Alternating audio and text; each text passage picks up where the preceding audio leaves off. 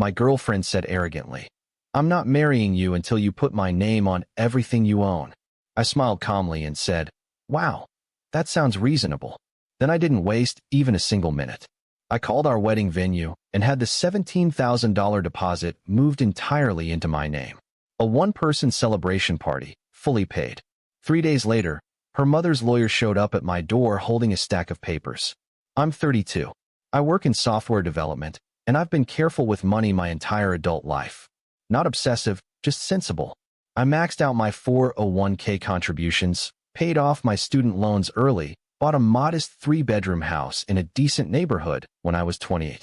Nothing flashy, but I was proud of what I'd built. Vanessa and I had been together for 4 years.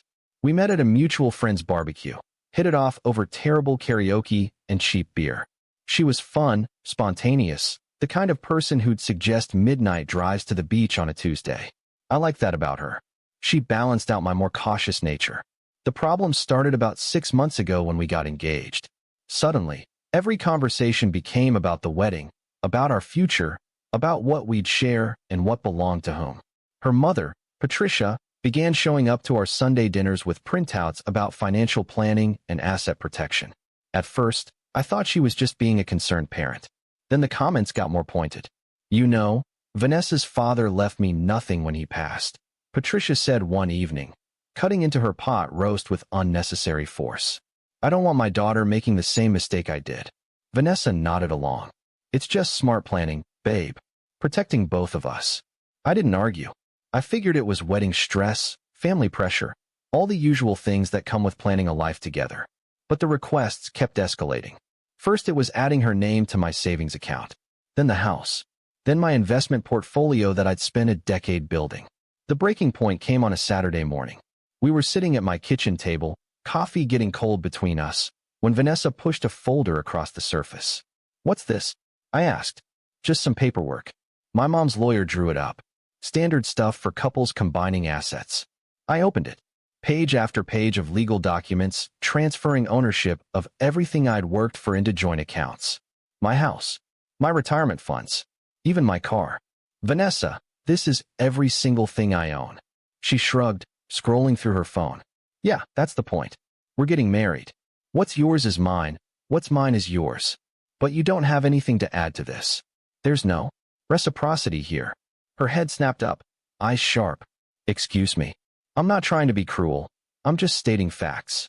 You have $12,000 in credit card debt. You rent your apartment. Your car is leased. I'm not judging you for any of that, but this paperwork is completely one-sided. She stood up, arms crossed.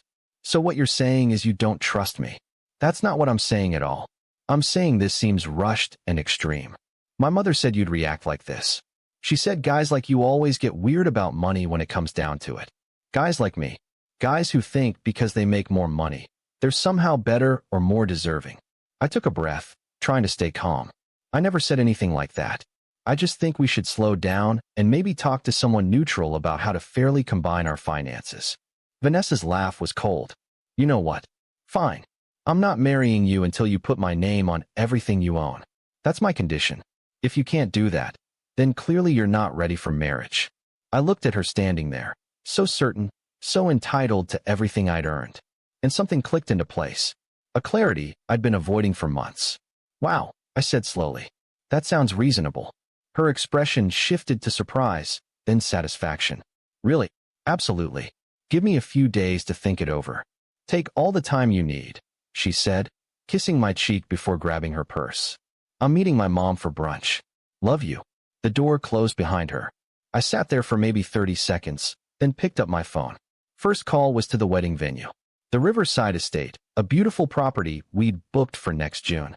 We'd put down a $17,000 deposit, split evenly between us. Or so I thought. Hi, this is calling about the booking under my name. I need to confirm who exactly made the deposit payment. The coordinator put me on hold. Music played for 2 minutes. Sir, I'm showing the entire deposit came from your account. Card ending in 4782. My card. All of it. I had a vague memory of Vanessa saying she'd Venmo me her half, but it never came through. When I'd asked about it, she'd gotten teary, said she was between jobs and stressed, promised she'd pay me back. I'd like to make a change to the booking. Can we switch it to a different type of event? What kind of event? A personal celebration. Just me. Maybe 50 guests. Same date, same package, but remove the second name from all the paperwork. There was a pause. That's certainly unusual, sir. But yes, we can modify the contract. There will be a small administrative fee. Not a problem. Send me the updated paperwork. Second call was to my bank. I explained I needed to understand what accounts had Vanessa's name on them. Turned out, none. She'd asked multiple times, but I kept putting it off, some instinct telling me to wait. The only thing with both our names was the wedding venue booking, and I just fixed that. Third call was to my buddy Kyle, who's a real estate attorney. Hey man, hypothetical question. If someone tries to claim common law marriage or financial entanglement, what's the cleanest way to protect assets? Kyle whistled. Trouble in paradise? Just being cautious. Keep everything separate. Get anything she's given you returned or paid back. Document everything. And maybe consider whether you're marrying the right person. I spent the rest of the weekend going through our financial history. Every dinner I'd paid for. Every vacation I'd funded while she forgot her wallet. Every bill that somehow became my responsibility. I'd been so busy being the generous boyfriend that I hadn't noticed I was being taken for a ride. Monday morning, I texted Vanessa. Hey, thought about your condition. I need a few more days to organize the paperwork. Can we meet Thursday for dinner? Sure, babe. I knew you'd come around. Love you. Thursday came. I'd chosen a quiet Italian place, nothing fancy. Vanessa showed up 15 minutes late, which was normal for her. So, she said, settling into her chair and immediately ordering the most expensive wine on the menu. Did you get everything signed? Not exactly. I wanted to talk about something first. Her smile tightened. What's there to talk about? The wedding deposit. You never paid me your half. God, are we really doing this? I told you I was short on money. I'll pay you back. It's been 7 months. That's $8,500. And we're about to get married, so what does it matter? It'll all be ours anyway. See, that's the thing. I realized something. You want access to everything I have, but you've contributed almost nothing to this relationship financially. And before you say I'm being materialistic, let me finish. She opened her mouth, then closed it, eyes narrowing. I've paid for 90% of our dates, vacations, gifts. I've covered your car insurance twice when you were between jobs. I bought your engagement ring, which, by the way, cost more than your entire annual contribution to our relationship. And now you want your name on my house, my savings, everything I've worked for, while offering nothing in return except the privilege of being married to you. How dare you? I'm not finished. I called the venue. Moved the booking to just my name. $17,000 party, and I'm inviting everyone we know. Just not as a wedding. More of a celebration of dodging a bullet. The color drained from her face. You can't do that. Already did. The paperwork was processed Monday. My mother's lawyer will. Will what? I own everything. My name is on everything. There's nothing to fight over because you have no legal claim to anything. She stood up, chair scraping loudly. You're going to regret this. My mother knows people. We'll sue you for emotional distress, for leading me on, for what? Being smart enough not to sign away my assets to someone who sees me as a meal ticket. People were staring now. Vanessa's face had gone red, tears forming but not quite falling. The calculated kind of tears. I loved you, she said, voice breaking. No, you loved what I could provide. There's a difference. She grabbed her purse and stormed out. I sat there, finished my water, paid for both untouched meals, and left a generous tip. The waiter gave me a subtle nod of respect. Update 1. 3 days later, there was a knock at my door. Tuesday evening, I was making dinner. Just pasta, nothing fancy. I opened the door to find a man in an expensive suit holding a leather portfolio. Are you the resident of this property? Who's asking? I'm Richard Brennan, attorney for Patricia and Vanessa Whitmore. I'm here to discuss a settlement regarding breach of promise and emotional damages. I actually laughed. You're kidding. He wasn't smiling. My clients are prepared to file suit for $45,000 in damages related to wedding cancellation, emotional distress, and anticipated loss of shared marital assets. Come in. Let's talk. He seemed surprised but followed me inside. I gestured to my kitchen table, the same table where this whole mess had started. Coffee? No, thank you. Can we discuss the matter at hand? Sure. Your clients have no case. We weren't married, There was no legally binding contract, and I canceled a wedding venue that I paid for entirely. What exactly are they suing for? Emotional distress. My client's daughter invested 4 years into this relationship with reasonable expectation of marriage and financial security. Your client's daughter spent 4 years attempting to position herself for financial gain without contributing anything meaningful to the partnership. I have documentation of every expense, every payment, every time I covered her responsibilities. I also have text messages where she explicitly stated she wouldn't marry me unless I transferred my assets into her name. Would you like me to send those to you? His expression flickered, just for a moment. Furthermore, I continued, I have witness statements from friends who heard Patricia, your client, discuss strategies for ensuring her daughter would be taken care of regardless of whether the marriage worked out. One friend distinctly remembers Patricia saying, and I quote, "Once your name is on his house, he can't kick you out even if you leave him."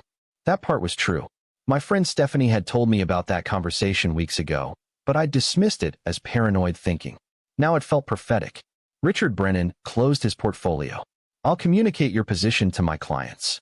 You do that, and tell them if they pursue this further, I'll countersue for attempted fraud and file a police report for the forged checks. Forged checks. I hadn't mentioned that part to anyone yet, but I'd found them 2 days ago while organizing paperwork. 3 checks from my account, signed with a version of my signature that was close, but not quite right. Cashed at a check cashing place, totaling about $2,400. Vanessa's handwriting on the memo line of the carbon copies I'd found in her overnight bag she'd left at my place. Yeah, forged checks. Want to discuss those with your clients? He stood up. I'll be in touch. I'm sure you will. He left. I went back to my pasta. It had gotten cold, but I didn't care much. I felt lighter than I had in months. Update 2. 2 weeks passed. Quiet, peaceful weeks. I threw myself into work, caught up with friends I'd been neglecting, started going to the gym again. Kyle invited me to a poker night, and for the first time in years, I wasn't checking my phone every 5 minutes to see if Vanessa needed something. Then Stephanie called. You need to see this. See what? Vanessa's on social media. She's telling everyone you abused her, financially controlled her, and left her homeless. I opened my laptop. Sure enough, there it was. A long, dramatic post about narcissistic partners, financial abuse, and how she'd escaped a controlling relationship. The comments were filled with support, outrage on her behalf, and calls for my head. I read it twice. Then I opened my files. I spent 3 hours putting together a response. Not emotional, not defensive, just facts. Screenshots of text messages showing her demanding access to my accounts. Bank statements showing the one-sided financial relationship. The venue contract showing I'd paid the full deposit. Copies of those checks with her handwriting. I didn't post it publicly. Instead, I sent it privately to about 15 people who'd commented on her post, mutual friends, people who knew both of us, people who deserved the full story. Within hours, the narrative shifted. People started asking Vanessa questions she couldn't answer. Her post got deleted. Then her entire account went private. My phone rang. Unknown number. Hello. This is Patricia Whitmore. Her voice was ice. You've humiliated my daughter. No, Patricia. Your daughter humiliated herself by lying. I just provided context. We could have settled this quietly. Now you've made it public. She made it public. I just responded with facts. My lawyer says those checks aren't enough to prosecute. Maybe not criminally, but they're enough for civil court, and they're definitely enough to destroy whatever credibility she has left. Your choice how you want to proceed. Silence. Stay away from my daughter. Gladly. She hung up. That was 6 weeks ago. The party at Riverside Estate is next month. I'm keeping the booking, but turning it into a fundraiser for a local literacy nonprofit. 50 people confirmed. Food, drinks, live music. Everything Vanessa wanted, just without the wedding part. Carl says I'm being petty. I say I'm being resourceful. $17,000 shouldn't go to waste. Last I heard, Vanessa moved back in with Patricia. Some of our mutual friends have reached out to apologize for believing her initial story. I appreciate it, but I don't hold it against them. She was always good at playing the victim. I still have the folder she gave me that Saturday morning. The paperwork transferring all my assets. Sometimes I look at it and wonder what would have happened if I'd just signed. If I'd been less cautious, more trusting, more desperate to make her happy. Then I remember that last conversation at dinner. The way she looked at me not with love or even anger, but with calculation. Like I was a problem to be solved, a resource to be extracted. I'm doing fine now. Better than fine. I'm remembering what it's like to make decisions without someone questioning every choice, demanding access to every account, treating my caution like a personal insult. The house is quiet. My accounts are still in my name only. And next month, I'm throwing one hell of a party. Just not the one she expected.